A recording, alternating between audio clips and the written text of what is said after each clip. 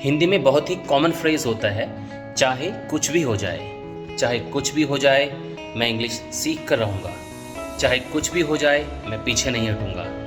तो ये जो हिंदी में फ्रेज होता है, चाहे कुछ भी हो जाए, इसे अगर इंग्लिश में ट्रांसलेट करने की कोशिश करते हैं तो इसके 3 तरीके होते हैं। या तो आप बोल सकते हैं कम व्हाट मे, ये एक इडियोमेटिक टाइप सेंटेंस हो जाता है, मतलब एक मुहावरेदार सेंटेंस हो जाता है ये। सेकेंड होता है व्हाटएवर हैपन्स, मतलब चाहे कुछ भी हो जाए, व्हाटएवर हैपन्स। एंड नेक्स्ट होता है नो मैटर व्हाट, मतलब चाहे कुछ भी हो जाए। तीनों का लगभग एक ही मतलब होता है। अब इनको यूज करके देखते हैं sentence.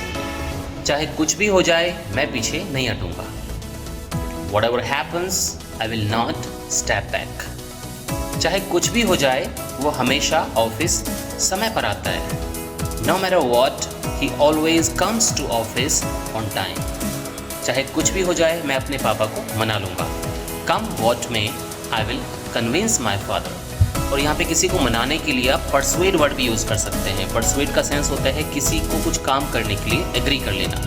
So come what may, I will persuade my father. चाहे कुछ भी हो जाए, मैं उसके सामने नहीं झुकूंगा। Whatever happens, I will not go to him. Go मतलब झुकना, यहाँ पे झुकने का सेंस हार मानने से है। चाहे कुछ भी हो जाए, मैं उसके सामने हार नहीं मानूंगा, उसके सामने नहीं झुकूंगा। Come what may, I will not go to him. And now go to the comment box below and try to frame some more sentences with these amazing phrases. Come what may, whatever happens, and no matter what.